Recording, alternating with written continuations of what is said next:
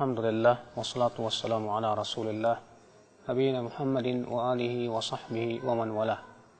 Asyhadu an la ilaha illallah wahdahu la syarikalah wa asyhadu anna Muhammadan abduhu wa rasuluh.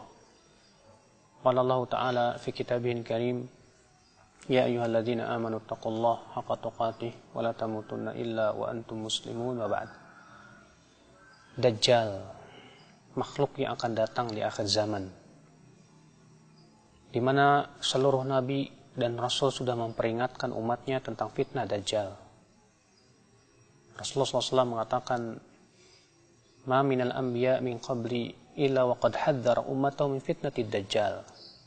Tidak ada seorang nabi pun sebelumku kecuali sudah memperingatkan umatnya tentang fitnah Dajjal ini.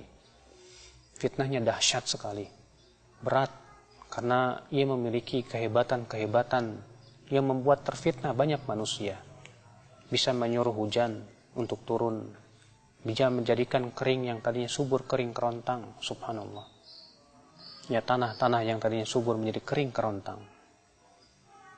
Akhal Islam, Dajjal telah ada di zaman Rasulullah. Dalam riwayat Muslim, ada seorang sahabat yang pernah bercerita bahwa ia bertemu dengan Dajjal, di mana Imam Muslim meriwayatkan dari hadis Abu Ruqayyah At-Tamimi, Tamim bin Aus, di mana Rasulullah SAW menceritakan dari hadis Abu Ruqayyah Tamim bin Aus Ad-Dari.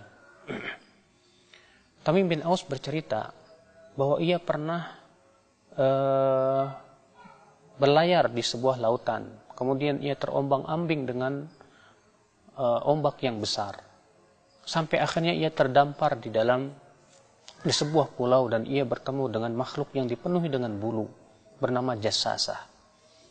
Lalu ia diminta untuk pergi ke sebuah rumah dan Tamim berkata, "Aku melihat," ia kata Tamim, "aku melihat makhluk yang sangat besar, manusia yang tak pernah aku melihat sebesar itu, dirantai tangan dan kakinya." Lalu kemudian Dajjal bertanya tentang 3 perkara. Ya, tentang pohon kurma yang ada di negeri Baisan, apakah masih berbuah? Dijawab oleh Tamim, masih. Tentang air mata Zughar, apakah masih ada airnya? Tamim berkata masih. Tentang danau Tabariyah, apakah masih ada airnya? Ya, Dajjal Tamim berkata masih. Kata Dajjal, kelak nanti pohon kurma itu tidak akan berbuah lagi. Dan kemudian mata air Zughar tidak akan ada lagi airnya. Demikian pula ya danau Tabariyah. Maka di saat itu kata Dajjal, aku akan keluar. Dan Rasulullah SAW mengabarkan kepada kita tentang sifat fisik Dajjal. Dajjal itu a'war, kata Rasulullah. Ya, matanya melihat sebelah, di mana mata yang sebelah kanan itu menyembul kal'inabit tafiyah, seperti anggur yang muncul. Subhanallah. Dan di jidatnya tertuliskan kafara, kafir, yang hanya bisa dibaca oleh orang-orang yang beriman kepada Allah saja.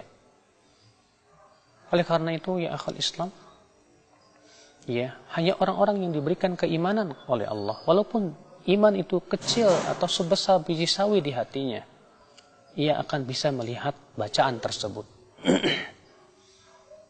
Dajjal disebutkan oleh Rasulullah mempunyai kekuatan yang luar biasa, di mana ia berjalan secepat angin.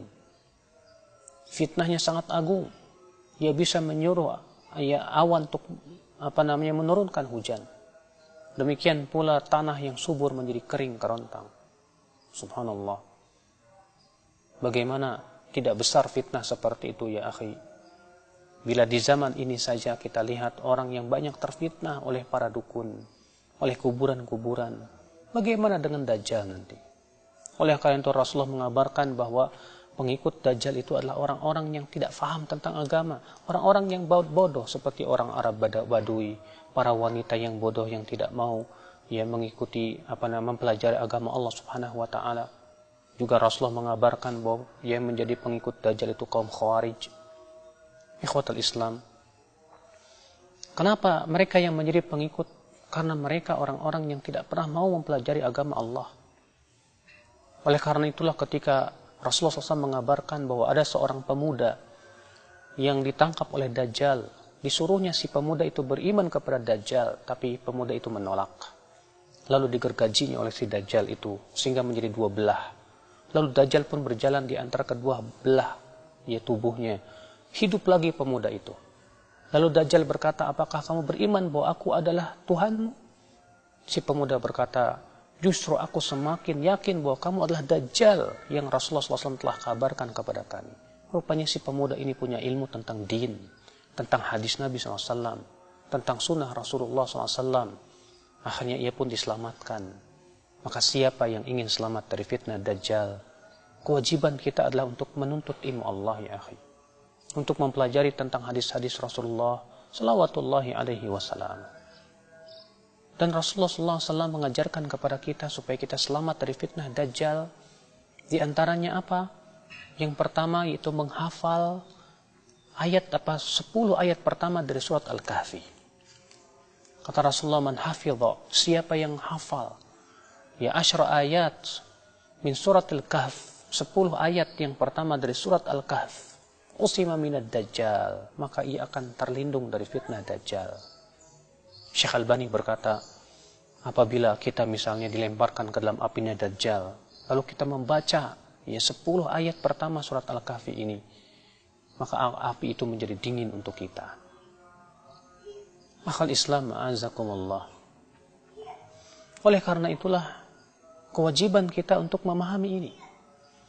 Kemudian kata Rasulullah SAW, man sami'a ad-Dajjal, siapa yang mendengar Dajjal di suatu tempat, falyan'a anhu, hendaklah ia menjauh dari Dajjal.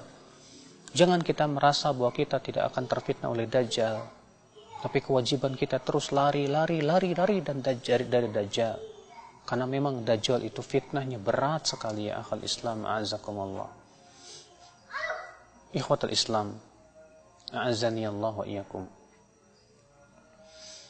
Apabila kita melihat bagaimana fitnah Dajjal yang ternyata telah dikabarkan oleh Rasulullah SAW, maka tentunya kita sebagai seorang mukmin menjadi khawatir apabila kita termasuk orang-orang yang terkena fitnah Dajjal akibat daripada keteledoran kita yang tidak mau mempelajari ayat-ayat Allah, yang tidak mau menghafalkan surat Al-Kahfi, yang tidak mau peduli dengan sunnah-sunnah Rasulullah salawatullahi alaihi wasallam. Dajjal, kata Rasulullah, akan muncul di Asfahan, diikuti oleh 70.000 Yahudi Asfahan, alaihimut toyalisah, yang memakai topi toyalisah. Yang kemudian Dajjal akan berkeliling di muka bumi. Tidak ada satupun tempat kecuali didatangi oleh Dajjal, kecuali Makkah dan Madinah. Hanya Makkah dan Madinah yang tidak bisa dimasuki oleh Dajjal, karena Makkah dan Madinah dijaga oleh para malaikat. Dan di saat itu kerajaan kaum muslimin berada di Syam. Di saat itu kemudian Allah pun izinkan Nabi Isa Al-Masih untuk turun ke Syam di sebuah masjid yang menaranya berwarna putih, manarah bayadha. Ya, beliau turun dengan mengendarai malaikat. Ya, seakan-akan kata Rasulullah, kharaja min Dimas, seakan-akan ia baru keluar dari kamar mandi. Kenapa? Karena rambutnya meneteskan air. Yang kemudian Nabi Isa alaihissalam salat subuh di belakang Imam Mahdi, lalu mengumumkan perang bersama melawan Dajjal. Lalu kemudian ya terjadilah perang dahsyat antara pasukan Nabi Isa dengan Dajjal. Ya, di mana tidak ada satupun pepohonan dan bebatuan kecuali akan berkata, wahai mukmin, ini di belakangku Yahudi, bunuh dia. Yang kemudian Nabi Isa pun berhasil membunuh Dajjal di sebuah tempat yang bernama Babul Lut. Itulah kisah Dajjal. Ia akan mati dibunuh oleh Nabi Isa Al-Masih alaihi salatu wassalam. Semoga kita termasuk orang-orang yang selamat dari fitnah Dajjal, akhi. Dan kita pun juga tentu ya berusaha terus untuk mempersiapkan diri dengan ilmu agama, dengan menghafal surat Al-Kahfi, dengan memahami tentang ya hadis-hadis fitnah Dajjal, Sehingga pada waktu itu kita termasuk orang-orang yang diselamatkan oleh Allah. Karena Dajjal hidup di dunia ini 40 hari. Ya, hari pertama seperti setahun, hari yang kedua seperti sebulan, hari yang ketiga seperti seminggu, dan hari-hari berikutnya sama dengan hari-hari yang lainnya. Subhanakallah bihamdik, asyhadu an la ilaha illa anta astaghfiruka wa atubu ilaik. Wassalamualaikum warahmatullahi wabarakatuh.